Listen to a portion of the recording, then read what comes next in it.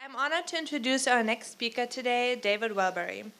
David Wellbery is a Leroy T. and Margaret Deffenbaugh Carleton University professor, chair of the German department, and director of the Center of Interdisciplinary Research on German Literature and Culture at the University of Chicago, and co-editor of Deutsche Vierteljahrsschrift für Literaturwissenschaft und Geistesgeschichte, to name only a few of his appointments at this time. His extensive publication record includes Lessings Laocoon, Semiotics and Aesthetics in the Age of Reason, 1984, The Specular Moment, Goethe's Early Lyric and the Beginnings of Romanticism, 1996, and Seiltänzer des Paradoxalen, 2006. Many of his interpretations shape our view of the classics. Others have become standard introductory texts to the field of German studies, namely his edited volume Positionen der Literaturwissenschaft, Modellanalysen am Beispiel von Clydes Erdbeben von Chile, 1984, as well as A New History of German Literature, 2004, where he served as chief editor. David Wellbery is, among countless other things, also a master of the art of introduction. Most importantly for us here today, of course, his introduction to Friedrich Kittler's Discourse Networks in 1990, which not only introduced Kittler's work to the US-American context, but also situates it within the German and American theoretical discourses. David Wellbery's introduction has long since become a canonical text in its own right. The title of his talk today is What is Left Out? On Some Ellipses in Kittler. Please join me in welcoming David Wellbery.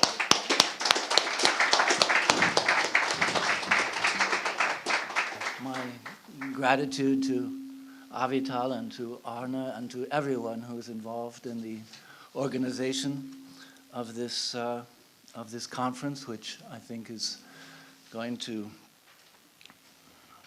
begin a new epoch of reception of Friedrich Kittler's work in the United States.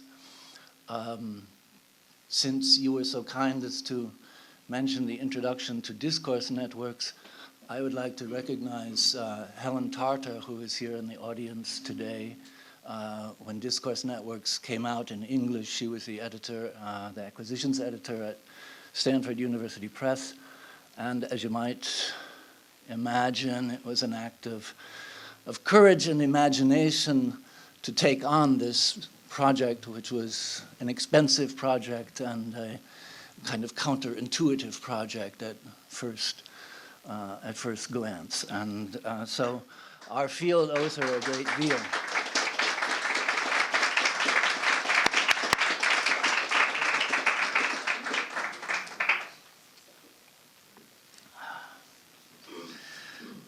This paper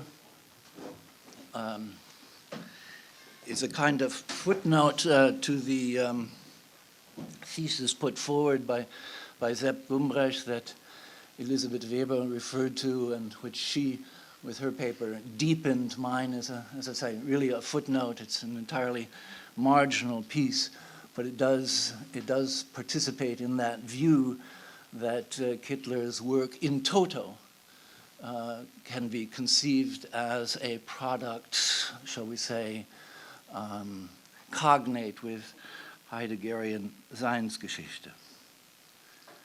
From my first encounter with Friedrich Kittler's work, it was the essay Vergessen, which subsequently appeared in my clunky translation in the now forgotten journal Discourse. From that first encounter, sorry, it's the only joke in the paper. From that first encounter, and then with intensifying certainty across the readings that followed, namely his portion of the introduction to Urszenen. Some of you will remember it was important to figure out which parts he wrote. They were the good parts. His portion to the introduction to Urszenen, the groundbreaking über die Sozialisation Wilhelm Meisters, the staggeringly brilliant reading of Novalis' Märchen. Across these readings, which unforgettably energized my intellectual life during the last few months of the 1970s, it became clear to me that I was observing not just a series of very fine essays, but the emergence of a scientific oeuvre, a coherent body of work that was unfolding according to its own inner law. The field of literary studies knows few such oeuvre. Most of us meander, pick up an idea here, a method there, respond to this or that invitation in a desultory fashion. We are, that is to say, distracted occasionalists in the grip of the moment and what it brings, whereas those few who produce an oeuvre are in the grip of a thought, a single and encompassing thought, the working out of which becomes a life task, a project, perhaps even a destiny. In an oeuvre, everything hangs together, stands, to use a term I shall return to, stands within an infinite relation and is gathered and placed by that relation. Every corner of an oeuvre has, therefore, the power of illumination, and this, just because its in-belonging within the whole makes it a mirror, a reflection of the whole. Now, the nature of meaning is selectivity. And since an oeuvre is an order of meaning, then one path to an understanding of an oeuvre is to note the selections that constitute it. This was the thought that motivated my title. It's a thought that conforms to what Bateson identified as the logic of cybernetic explanation. Discern the constraints delimiting the range of possibilities in a given domain to just those few that are in fact selected. An oeuvre must rest on such constraints, such principles of rarefaction, one might say, if it is to distinguish itself from the chatter of all that can be said, if it is to achieve the sharply profiled corpus of its specific, its own order of meaning. In this sense, every oeuvre is constituted by exclusions, silences, ellipses. This seems trivially true to me. The interesting question is, how does one get to those constraints? And the answer I came up with was by observing the operation of selection in its local manifestations. These are given us to observe in those cases where we can compare the selected elements with the field from which they are selected, where we can see not merely the result, but also what was excluded in order to get to that result. One place such cases are available is where we have a given pretext and then Kittler's commentary on that text. Two principles then determine what follows. The principle of reflection, according to which even the most marginal of texts reflects the oeuvre to which it adheres, and the principle of selectivity, according to which the oeuvre is in specific negation of what it leaves out, excludes, elides, etc. I offer two examples. The first of which is the brief introduction that Kittler wrote to the essay by Karl Reinhardt on the classical Walpurgisnacht of Goethe's Faust, Part 2, Act 2. That introduction appears in a volume conceived and executed by Bernhard Dotzler, who invited a number of literary scholars, among them Friedrich Kittler, to select an essay that, and now I come to the game rules of that volume, to select an essay that A, is not a contemporary product, B, is even somewhat forgotten, or at least infrequently referred to, and yet C, constitutes, in the view of the scholar choosing that contribution, an indispensable piece, a basic text, a Grundlage der Literaturwissenschaft, to cite the volume's title. So what we have here is a very interesting book, a collection of almost completely forgotten essays torn from their near oblivion and presented to the world of literary studies by a contemporary scholar. Kittler's selection was Reinhardt's essay of November 1943, Die klassische Walpurgisnacht, Entstehung und Bedeutung. Why this piece? What sort of attractor is operative in Kittler's oeuvre that leads to this selection?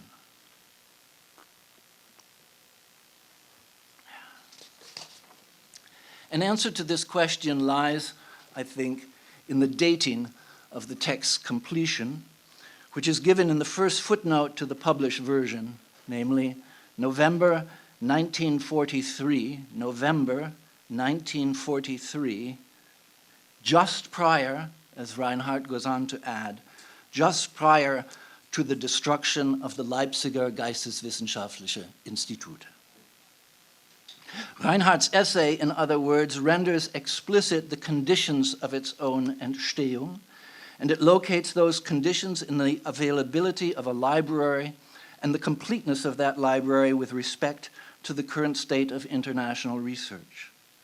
In 1947, when the essay is published in Reinhardt's collection Von Werken und Formen, the same concern is expressed. Quote, "We don't know," this is 1947, he's writing this, "we don't know what's happening in the world around us. Books don't make their way to us. Perhaps everything we write is superfluous, regrettable waste of paper." End of quote. Now these two remarks, the dating of the text and the note on access to international research, are marginal to the essay itself. They are paratexts, and paratexts of a very specific sort, since they call attention to the material preconditions of scholarly production generally, and indeed of the text itself.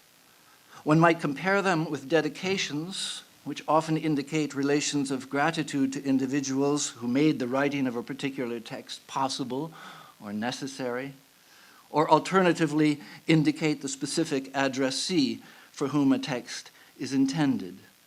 Wem sonst als dir, Hölderlin inscribes in the copy of Hyperion that he gave to Suzette Gontard. Wem sonst als dir. We tend to take such paratexts for granted, which is to say, to ignore them, for we want to get to the important matter at hand, the content, the what, not the when or where or from and to whom of the text's emergence. That is why the note on Reinhardt's essay is revealing. It shows us that Kittler's attention always turned toward the network, the system of inscription, reproduction, storage, accessibility, address, circulation, within which the text assumed its existence. This is what we might call the first constraint on selection. Network, the conditions of transmission, precedes content. This selection is constitutive for all that follows in Kittler's brief commentary on Reinhardt. It becomes the basis for what I want to call the constructed affinity between the two. For Kittler will go on to claim, taking the paratext I have cited as his evidence, that Reinhardt's work obeys precisely the same principle of selection. He, Kittler that is, writes, in other words, commenting on those passages, in other words, Reinhardt read the sign of his historical moment in the demise of the library. Not only that, Reinhardt's faithfulness to that principle of selection is the ground of his lasting significance and of his contemporary actuality. Same quotation again, but now extended.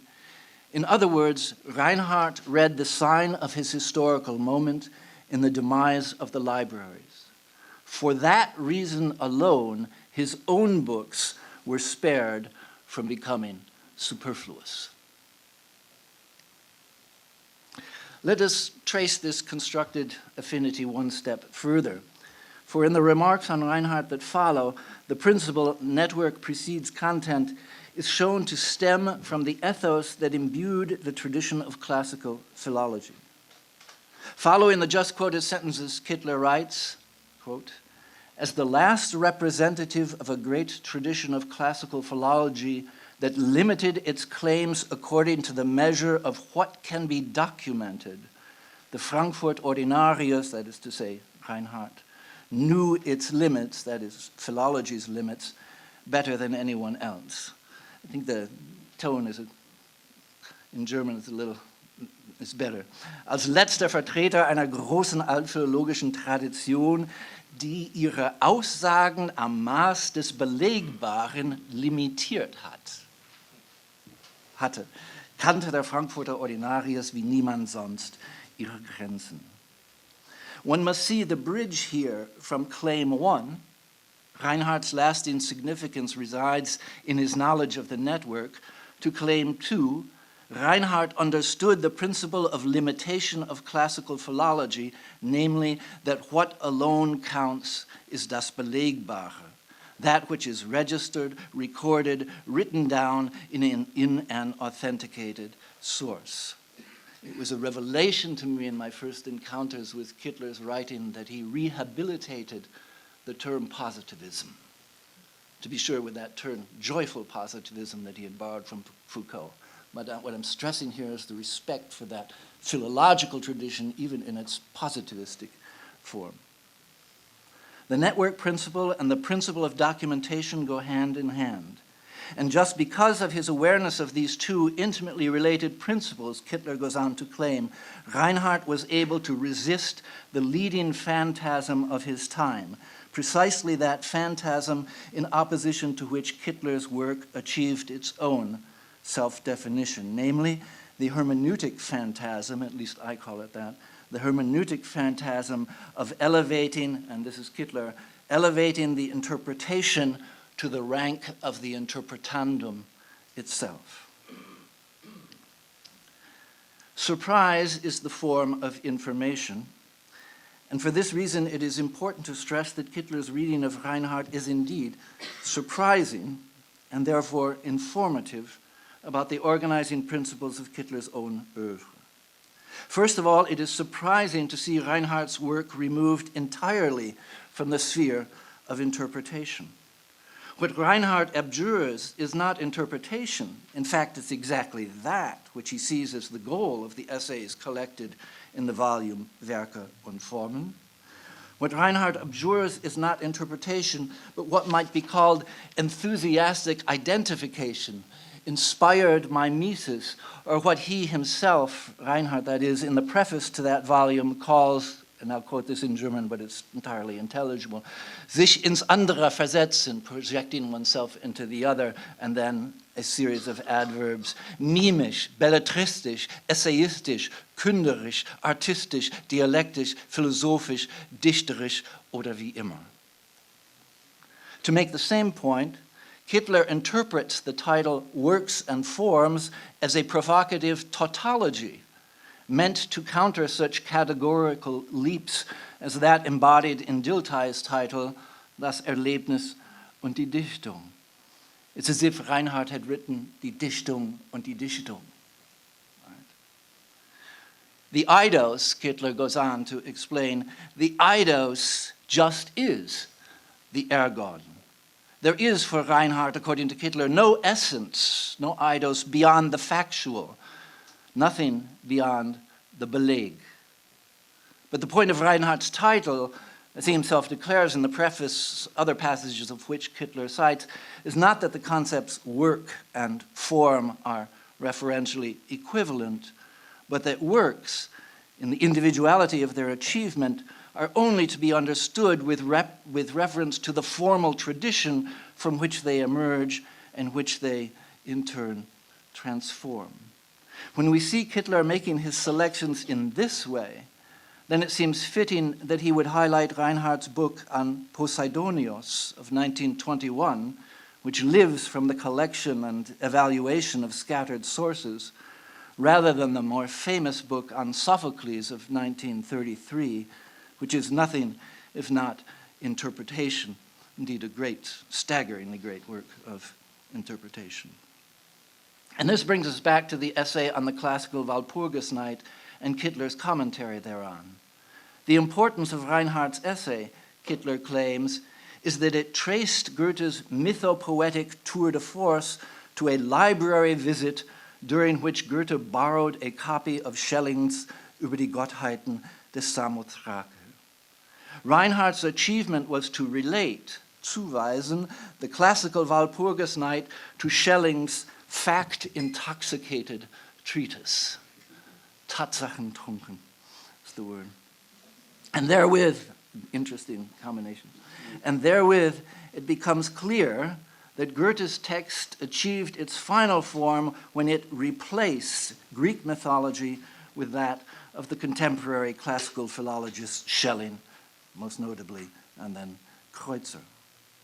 But certainly anyone reading Reinhardt's essay, one of the truly irreplaceable contributions to our understanding of Faust II, would be hard-pressed to find its central argument here. Not the bibliographical network upon which the play rests is its central point, but rather the process of morphological transformation it unfolds and that gives it its shape and meaning. Yes, of course, the contemporary sources, and not just the contemporary ones, are referred to, but at no point does the individual ergon disappear within the textual network of the ducal library in Weimar. Let us recall the title of Reinhardt's essay, Die klassische Walpurgisnacht, Entstehung und Bedeutung. Kittler's act of selection, we can say, splits the subtitle, privileging the first term, the Entstehung, out of the nexus of source text, and suppressing the second term, the Bedeutung, the proper object of interpretation. Such is the constitutive ellipsis of this brief and quite marginal Kittler text of 1999. My claim is that it illuminates Kittler's oeuvre as a whole. The principle of illumination, the thought that even the most insignificant corners of an oeuvre reflect the totality, might also be construed as a law of narration. When we're dealing with a genuine oeuvre, in other words, we will find ourselves applying what Arthur Danto identified as narrative predicates, using sentences of the type, X is an anticipation of Y, or with the publication of X, a field of research was disclosed that author A pursued throughout the remainder of her oeuvre. With this thought in mind, I want to call attention to a text by Kittler that, to make a truly extravagant claim, anticipates everything that follows, opens up the conceptual space of the entire oeuvre. The text in question is unpublished. The Deutsches Literaturarchiv in Marbach dates it from 1962. A more likely date is 1963, after Kittler had begun his studies in Freiburg. It is then the product of a 19 or 20-year-old student.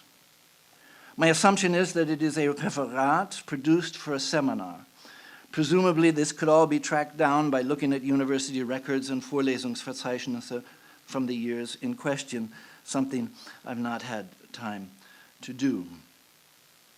The paper is superscribed with the author's name and its title, Martin Heidegger, Hölderlin's Erde und Himmel, a title which refers, of course, to Heidegger's essay of that title, Hölderlin's Erde und Himmel, first delivered in 1959, so the paper is still quite aktuell. First delivered in 1959 and subsequently published in the Hölderlin Jahrbuch of 1960, then reissued, of course, in the collection Erläuterungen zu Hölderlins Dichtung in the edition of 1963. The title suggests that the referat addresses an assigned topic and that its task was to bring out the major points of Heidegger's essay. Now, the point I want to bring out, and of which I feel relatively confident, is that this Seminararbeit does not simply fall off the cliff edge of Kittler's work. It's not simply extraneous. It's not forgettable. But rather that it belongs to that work, and that is to say that it is connected with its various moments by narrative sentences that turn on verbs like anticipate. But let me first give a brief account of the contents of its 7 typewritten DIN A4 pages. As the title indicates, the text discusses Heidegger's essay of the title Hölderlin's Erde und Himmel, an essay or lecture that unfolds as an explication, an Erörterung, of the fragmentary poem Griechenland of 1804. After a brief introduction that identifies the overriding intention of Heidegger's essay, comparing that intention with the aim of the lecture Die Sprache, Kittler divides his account into 5 thematic units. 1, the infinite relation, das unendliche Verhältnis, which is of course a term employed by Hölderlin that Heidegger seizes upon. 2, language in the infinite relation. 3, mirroring, das Spiegeln. 4, the other beginning, der andere Anfang, again a Heideggerian terminus technicus associated, of course, with this concept of Seinsgeschichte. And 5, hermeneutic circle. These 5 units possess an argumentative structure that goes roughly like this. 1 begins by circumscribing the central object of Heidegger's explication, the infinite relation of the fourfold, which is to say earth, heaven, mortals, and gods. Part 2 elaborates the place of language within the fourfold. Part 3 interprets the poetological aesthetic significance of the fourfold as a mirroring or spiegeln of the whole of the fourfold within each of the elements. Part 4 discloses the historical aspect, the Seinsgeschichtliche aspect of Heidegger's argument, especially the idea of a beginning and a new beginning, der andere Anfang. And 5 concludes the piece with comments on Heidegger's methodology in the lecture, a methodology that Kittler relates to the notion of the hermeneutic circle in Sein und Zeit. The first,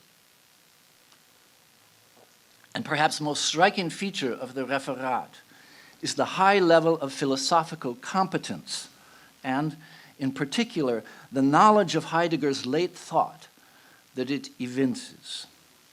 One easily forgets that one is reading a text by someone so young. The maturity of thought is matched by a maturity of style, a style that already evinces at least 2 qualities of Kittler's later writing, namely compression and impersonality. Already evinces is another Danto-esque predicate here.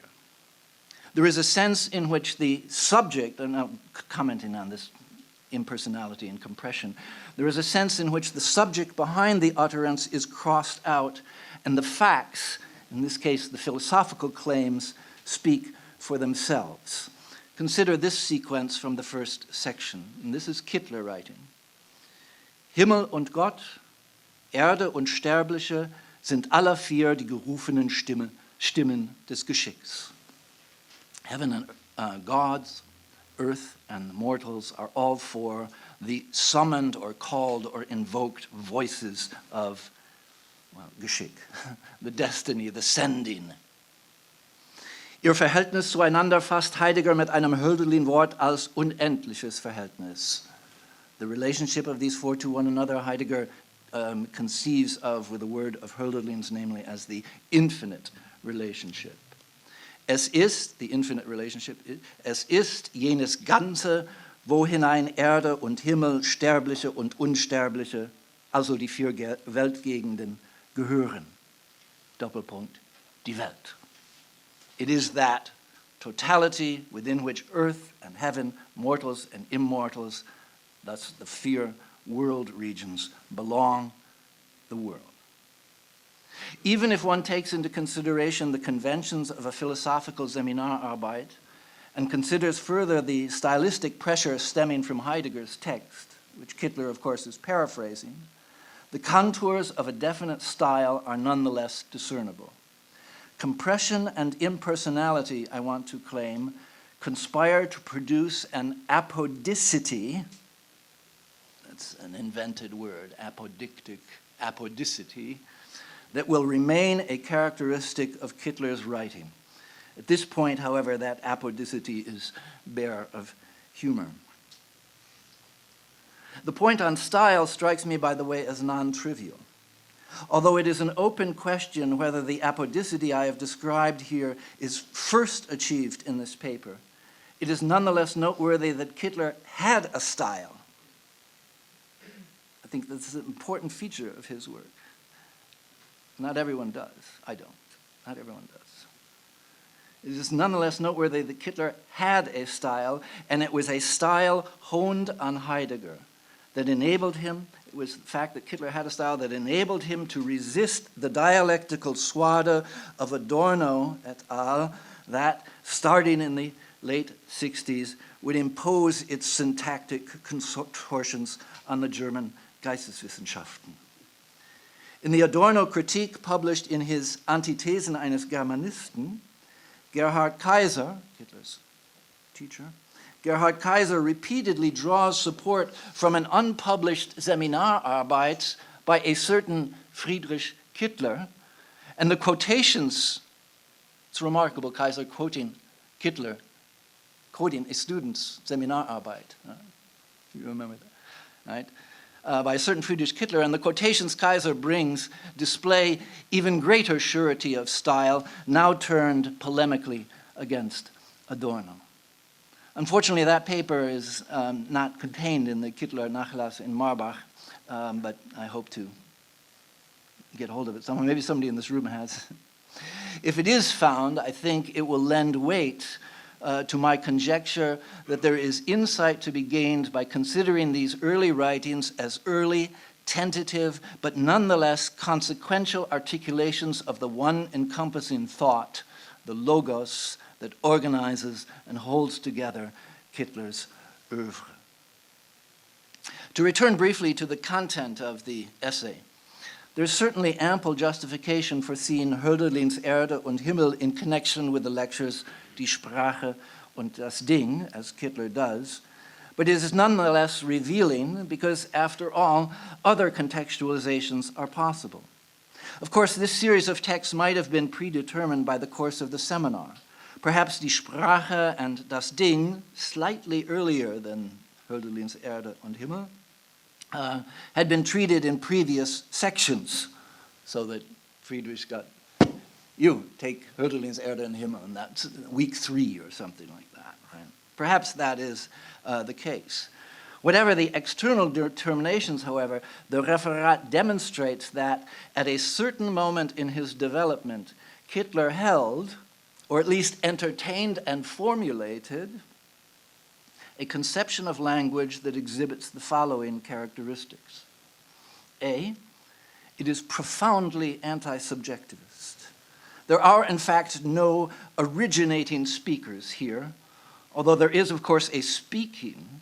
And since there are no speakers, there is little or no individuation of language, little or no perspectivization, deictic mooring, stylistic nuance, etc. Speaking is a function, in fact, speaking is a function of hearing, of being spoken to, called out. And it is more a responding, the key term is entsprechen, than a speaking in our habitual sense of the term.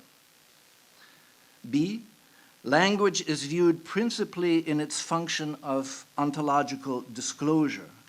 It is that which opens up or makes accessible or grants, Friedrich wrote gönnt, grants individual things, assigning them their places, their significances. And C, language is viewed, one was almost tempted to say, naturally, although that's not quite right, of course. But it's nonetheless true that language, has its source in voices that come from the heaven and from the earth, from the mortals and from the gods. We might say, although this is a far too subjectivist formulation, that language has its place in the sensuous music and radiance of the world. Now, if you consider these 3 theoretical components, you will concur, I think, and hope, that the first 2, the self-speaking of language and the disclosive function of language, are transportable into the principally Foucauldian conception of discourse that Kittler would develop across the 70s, and that, infused with Lacanian psychoanalysis, would characterize what might still be called his early primary literary work, that zone of his work with which I was primarily engaged. With regard to this process of adaptation, however, it is interesting to note that a crucial aspect of Heidegger's own view falls away in Kittler's discussion. We may call this falling away a selection in the sense introduced above. For it is true that for Heidegger, the infinite relation of the fourfold, conceived as the dimensionality of the owning, or Ereignis, assigns individual things their places and thus renders them, in the manner of disclosure, accessible. But the Heideggerian point is that the Ereignis brings things into the truth of their being, that they are disclosed as what they are, that the center of language resides in the achievement of genuinely semantic content, what Heidegger calls die Sage. This, shall we say, this alethic point of Heidegger's analysis seems to go missing in Kittler's account. It is worth considering whether, viewed with respect to the entire oeuvre, this slight divergence might be taken to mark, to use a phrase of Michael Friedman's, might be taken to mark the parting of the ways of philosophical thought on the one hand and Kittler's own mode of thinking and writing on the other. Kittler, this is another Danto-esque sentence, Kittler would not become a philosopher. His intellectual position would be established ex-territorial to philosophy. In this context, it is useful to call attention to the 2 points of criticism of Heidegger brought forth in Kittler's Referat. In a sense, they come down to the same thing. In the first place, Kittler calls attention to the fact that Heidegger's concept of Entsprechen leaves unspecified the exact mode and means of determination that flows from the fourfold to the concrete instance of poetic speech.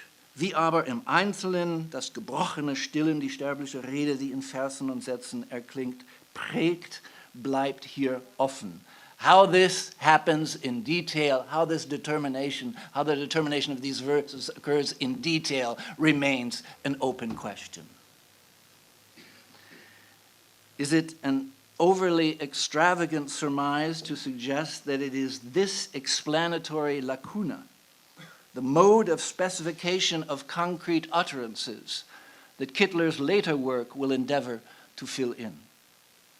It is, of course, the collective power of the oeuvre that prompts us to raise this question and feverishly to draw connections via Dantoesque narrative predicates among the diverse moments of its unfolding. And while we are in the grip of this fever, we might turn toward the second theoretical desideratum identified in Kittler's Referat. At the very conclusion of the paper, in his consideration of the methodological difficulty involved in Heidegger's historical hermeneutics, a methodological difficulty, by the way, that has very much to do with that temporal relationship that Rüdiger was talking about. At the very conclusion of the paper, in his consideration of the methodological difficulty involved in Heidegger's historical hermeneutics, Kittler notes that Heidegger leaves in the dark, lässt noch dunkel, the relationship between the anticipatory Vorsagen of the interpreter and the hearing of the imminence of the new beginning of the anderer Anfang. These are Heideggerian terms, needn't bother us much here. This theoretical obscurity, the young Kittler speculates, this theoretical obscurity presumably hangs together with the difficulty of adequately formulating, and I quote, das verhüllte Verhältnis von Botschaft und Botengang, the hidden relationship of message and transmission, sending, or what have you. Das verhüllte Verhältnis von Botschaft und Botengang, almost the last words of this paper. With the concluding sentence of his Seminararbeit, I am tempted to say, Kittler names the problem, the question, the mystery, the clarification of which will become the task of much of his later writing, the relationship between Botschaft and Botengang, between the message and its medial transmission. Before closing, I want to call attention once again to the question of selectivity and ellipsis by asking in the simplest possible way this. If we compare Heidegger's lecture, Hölderlin's Erde und Himmel, with Kittler's account of same, what gets left out? Where does the exclusionary slice of selectivity fall? The answer is expressible in a single word or name, Hölderlin. Apart from the obligatory reference to the fact that Heidegger's paper is an Erörterung of Hölderlin's poem, and apart from a couple of attributions of specific phrases, such as the phrase das unendliche Verhältnis to Hölderlin, there is no mention of the poet, or, for that matter, of the poem Griechenland, which after all is the specific point of reference of Heidegger's talk.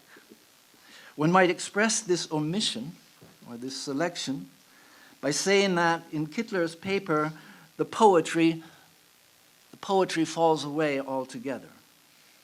There are, of course, remarks on the functions of Dichten and Denken, which are viewed as essentially the same thing and are specified only to the degree that their task is a calling of the gods or summoning and expression of the correspondence or answering to the fourfold. But there is no poetic specificity here. There's no density. There's no beauty. And this absence pertains not only to Hölderlin, but also to Heidegger, who remains much closer to Hölderlin's poetic ductus throughout, and never lets us forget that it's a poem that we are talking about. Indeed, one can say that the very center of Heidegger's discussion and the motivation for the title of his lecture is the disclosure. Why did he entitle his lecture that way? Right? The center of Heidegger's discussion and the motivation for the title of his lecture is the disclosure of the mythopoetic topos around which Hölderlin's Griechenland is organized, the brilliant insight of Heidegger's regarding this poem. That mythopoetic topos is the figure of the marriage of earth and heaven. And in this figure, all of Heidegger's central motifs, the infinite relation, the inwardness or immanence of the fourfold, the coming or futurity of the other beginning, all of these come together as in a nuptial embrace. This is Heidegger. Die Braut ist die Erde, zu der das Lied des Himmels kommt. So sagt es der späte Entwurf, and then he quotes, dann kommt das Brautlied des Himmels. Die Hochzeit ist das Ganze der Innigkeit von Erde und Himmel, Menschen und Göttern. Sie ist Fest und Feier des unendlichen Verhältnisses. Die Hochzeit kommt erst dann.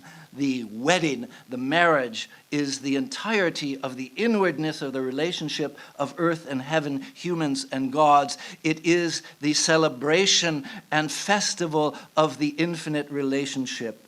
The wedding or marriage comes then. And then picking up certain these lines from Griechenland, these beautiful lines from Hölderlin's poem. Aber silbern an reinen Tagen ist das Licht, als Zeichen der Liebe veilchenblau die Erde. Heidegger interprets as follows, pointing again to this nuptial festivity. Dann ist vollend Ruhe goldrot. Golden sind die offenstehenden gelberen Sonnen und Monde. Und rot ist es jenes Rot, wodurch von der Erde her das Blau des Himmels für die Erde zum Veilchenblau wird. Dies wäre dann in der Sphäre des Leuchtens das Echo zur Augenschule blau. It's a little difficult here, but to just give you essence in English, he points to this Veilchenblau der Erde, the last line, the violet blueness of the earth. And he sees in this the image of the blossoming earth, blossoming as it were in erotic ecstasy in this union with the heaven coloring the earth, blossoms of that. It's a tremendous moment. Now, I've cited these passages at such length in order to make salient for you the poetic density that characterizes Heidegger's text and that itself draws its energy from Hölderlin's verses. The point is that exactly this, let us say the poetic, erotic, phenomenal or sensual fulguration of the infinite relation, exactly this is what is excised, selected out in Kittler's text. We might say that what falls into the ellipsis of Kittler's account is Griechenland in its poetic, erotic presence. And this is certainly related to the third component of the Heideggerian conception of language I mentioned above, to the fact that language has its place in the sensuous radiance of the world. And of course, it was that component of the Heideggerian conception that, in contrast to the anti-subjectivism and the disclosive function, was not picked up and developed in the discourse analytical phase of Kittler's work. So we have here again a selection that is constitutive of the oeuvre, and once again, this extremely marginal and early in a Dantoesque sense, early text illuminates the oeuvre as a whole. And it does so in a way that I, for one, find to be completely unexpected. For when we look at this first semester Seminararbeit, in terms of the entire course of Kittler's thought and writing, must we not conclude that precisely that element that is here selected out, the poetic, erotic, phenomenal fulguration of the infinite relation, that precisely that element returns and effloresces across Musik und Mathematik. And when we narratively bring things together that way, then the 7-page Seminararbeit Martin Heidegger, Hölderlin's Erde und Himmel, takes on the function of an initiatory moment. It was with this paper that Kittler shouldered the life task that would unfold as his oeuvre. It was with this paper that Kittler, the individual, began to become Kittler, the author, and it was with this paper that an intellectual legacy began to take shape, an intellectual legacy which it remains our obligation to try to keep faith with. Thanks very much.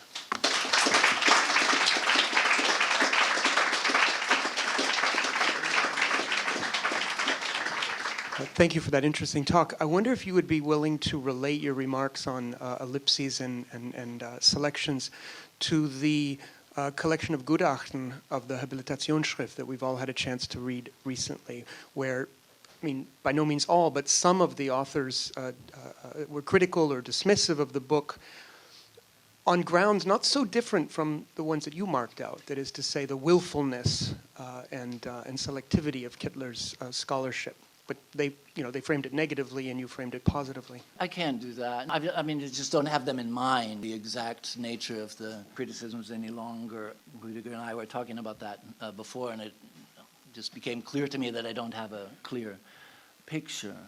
But willful is not what I was trying to say here. My point is that the selectivity is a necessity, right? So there's a necessity, if you will, of form. A necessity of form, of the oeuvre. Selectivity is a condition of possibility of this oeuvre. So I wouldn't use willful as a description. And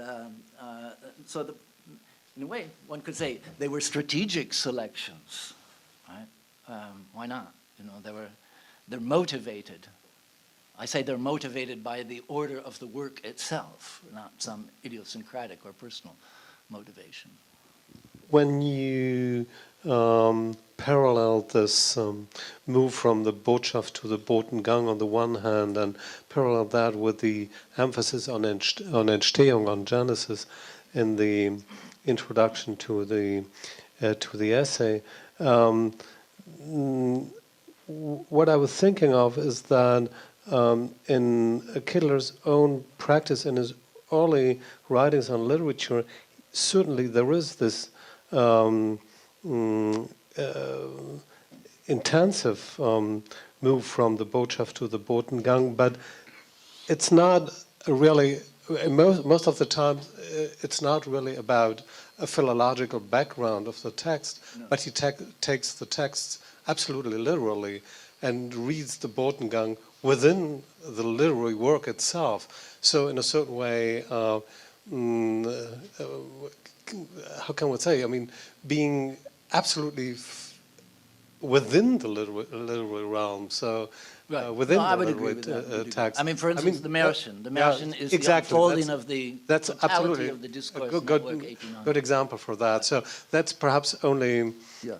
I mean, I didn't mean to say that he exhausts himself in source study. No, I completely understand that. Yeah. But I was only interested whether you think that's something interesting which qualifies somehow this move he makes, that he does that not really in opening philology, but something like a philology of the interpretation or something, philology within his move to the text. And it's perhaps interesting because I think that even if I completely agree that there is a decision not to become a philosopher, nevertheless he reads the literary text in a certain way philosophically as a philosopher and not really as someone who makes a distinction between the literary and the non-literary, the fictional and the non-fictional. I never found him really interested in that kind of distinction. Mm. There's no point in arguing about terms. If you want to call that a philosophical reading, it's perfectly fine with me. But certainly it would be pretty hard to locate a philosopher, the possible exception of Nietzsche, for whom Friedrich had a great admiration, of course, and whose status as a philosopher is also marginal or questionable. It would be hard, your standard philosophical readings are of, say, Novalis, the Märchen. The standard philosophical reading is, well, that's actually about the Fichtean subject. And the Kittlerian reading is a reading that unfolds, in a certain sense, unfolds the conditions, renders as myth, as a mythologic, the conditions of the entire discursive network within which that Märchen itself is formulated and the program of which it executes, right? So one could call that, I mean, it's brilliant. I think it's one of the truly great essays of the last century, but literary essays. But I'm not sure I would call it, it seems to me it's a different path than the philosophical reading, Thinking of a different essay also about Novalis, nämlich Heinrich von Ofterding als Nachrichtenfluss, which seems to me to have, in terms of its claims and its content rather than simply its methodology, something similar to what you were describing. That is, the willfulness of the selectivity leads Kittler, in this case, to read the whole of that novel, and not just the Märchen, as impersonal and compressed in an information sense. So the Nachrichtenfluss, it seems to me, in the case of this essay anyway, and it might be a tendency that we see in numerous places with Kittler, that the methodology that you're marking out is actually reflected in the content. I wasn't sure if you were headed in that direction. Reflected in the content of? His claims. Mm-hmm. Yeah. That is, yeah. So if you were headed in that direction, I was curious, do you think that is the mark that you're seeing in the Seminararbeit that then gets pulled forward? Well, I mean, I'm not going to put too much on the seminar. I mean, there are a lot of things I'm putting on the Seminararbeit. I think it's sort of an interesting thing, but I'm not going to say, that what is it called? Romantischer Datenfluss? What is the title of that essay? What? Nachrichtenfluss. I was there when isn't that in Aktualität der Romantik? Does anybody know? Anyway, I think I was there when he gave that paper, and of course that doesn't seem to be here, but what I'm trying to say is that something like the possibility of that is here. I guess that's what I want to say. You can't you can't pack everything in there. As I said, it's just a corner. It's an obscure corner, a very minor thing, But, most of us just burn our Seminararbeiten. There's nothing there. It has no significance whatsoever. But this does, I would want to claim. That's what I was trying to get at. Trying to get at the status of an oeuvre here. That's what I'm trying to say. It's exactly this kind of status of an oeuvre that I was thinking about, just like in relation to the network, because I thought that this, that this somehow is a paradox. just like what you created here was what you were trying to create here, and it's very honorable, I believe. We write Friedrich Kittler everywhere right now here. He is just like an author, and he has an oeuvre. But you were also constructing an oeuvre here particularly with the seminar paper, that what it leaves out is not only the aspect of poetry in there. It leaves out particularly the author's name there, and therefore is a seminar paper that now you somehow claimed. What do you mean the author? The Hölderlin. The Hölderlin is not in there. It's not well, only the.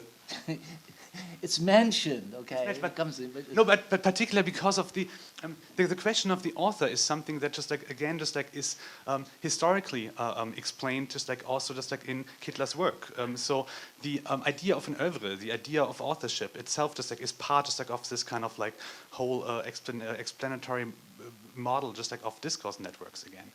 So therefore, when one gets here, into indeed kind of a circle that never ends. So, are you saying that my paper is written from a point of view of the discourse network 1800 and I've created a kind of phantasmatic author here? Is that what you're saying? I'm perfectly willing to take that on my shoulders and so forth, if that, that's all right with me. There are other ways of going at the work, but that's what maybe it has to do with my personal investment. No, maybe it has to do with my tiredness, but maybe I'm just I don't know whether I can make myself clear here that at the beginning of something, you're creating an origin, somewhat an origin here of an oeuvre. By taking this seminar paper, a seminar paper that stands at the beginning, of an oeuvre that is designated by the name of the author, and that in itself particularly omits exactly the name of the author. Yeah, that may be right. That may be right. Maybe there is a myth. I don't feel hard hit by the origin, that, I found this paper, I thought you would be interested in it, If there's nothing metaphysical about that, it's a little source study here, It's philology. No, really, so I just don't feel that gets at what I was trying to do. I was trying to say that these things relate to one another, and we want to understand this work. That's what I think.